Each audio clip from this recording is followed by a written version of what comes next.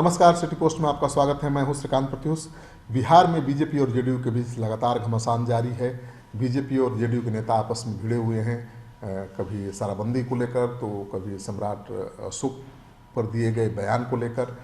सोमवार को बिहार बीजेपी के प्रदेश अध्यक्ष संजय जायसवाल ने जनता दल यू को धमकी दी है और कहा है कि ट्विटर खेलकर प्रधानमंत्री पर सवाल करेंगे तो बिहार के 76 लाख बीजेपी कार्यकर्ता इसका जवाब देना जानते हैं।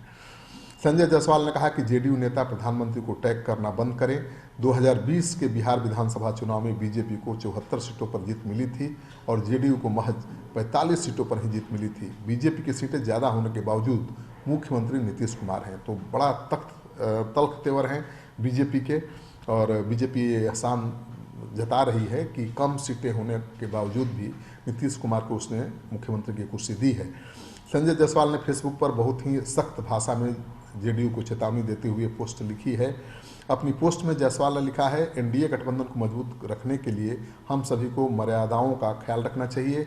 यह एक तरफा नहीं चलेगा। इस मर्यादा की पहली शर्त है कि देश के प्रधानमंत्री से ट्विटर ना खेलें। प्रधानमंत्री जी प्रत्येक बीजेपी कार्यकर्ता के गौरव भी हैं और अभिमान भी हैं। ट्विटर खेलकर अगर उन पर सवाल करेंगे तो बिहार के 76 लाख बीजेपी कार्यकर्ता इसका जवाब देना अच्छे से जानते हैं। बिहार बीजेपी के प्रमुख ने अपनी पोस्ट में जेडीयू के राष्ट्रीय अध्यक्ष ललन सिंह और जेडीयू के संसदीय बोर्ड के अध्यक्ष उपेंद्र कुशवाहा के ट्वीट का भी हवाला दिया है।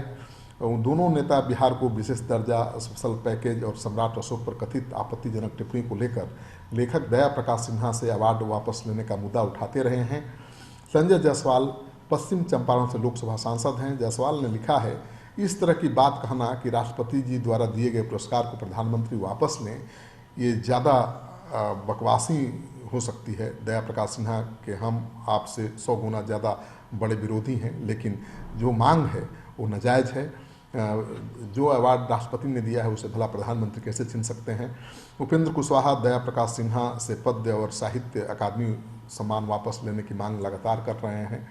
दया प्रकाश सिन्हा ने हिंदी अखबार नवभारत टाइम्स को साक्षात्कार दिया था, जिसमें अशोक की तुलना औरंगजेब से की थी और दोनों को एक जैसा बता दिया था।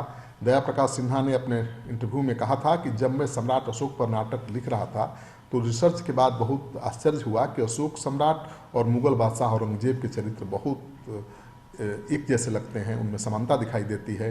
दोनों ने अपने प्रारंभिक जीवन में बहुत पाप किए और अपने पाप को छिपाने के लिए अति धार्मिकता का सहारा लिया ताकि जनता का ध्यान धर्म के प्रति प्रेरित हो जाए और उनके पाप पर किसी का ध्यान न जाए।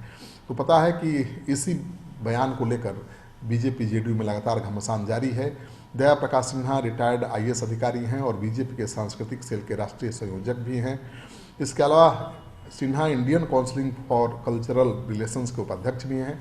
उन्हें पद्मश्री अवार्ड के साथ 2021 में सम्राट अशोक नाटक के लिए साहित्य अकादमी अवार्ड भी मिला था। जेडीयू दया प्रकाश सिन्हा के खिलाफ कार्रवाई की मांग कर रही है। जेडीयू के राष्ट्रीय अध्यक्ष ललन सिंह ने ट्वीट कर कहा है कि प्रियदर्शी सम्राट अशोक मौर्य बहुत अखंड भारत के निर्माता थे। उनके बारे में अपमानजनक शब्दों का इस्तेमाल असहनीय है, अक्षम्य है और ऐसा व्यक्ति विकृत विचारधारा से प्रेरित है। हम महामहिम राष्ट्रपति और प्रधानमंत्री से नरेंद्र मोदी से ऐसे व्यक्ति का पद्मश्री वापस लेने की मांग करते हैं। तो आपको पता ही है कि विवाद पिछले एक सप्ताह से चल रहा है सम्राट अशोक को लेकर, और लगता है कि सम्राट अशोक के बहाने ही बीजेपी और जेडीयू के बीच जो कड़वाहट है वो खुलकर सामने आ रही है। ये कड़वाहट किस अंजाम तक पहुंचेगा कह पाना बड़ा मुश्किल है, लेकिन बीजेपी जेडीयू के बीच जो खींचतान जारी है उसको लेकर आरजेडी काफ़ी खुश है और आरजेडी की तरफ से तो ये भी दावे किए जा रहे हैं कि बहुत जल्द ही उसकी सरकार बनने वाली है।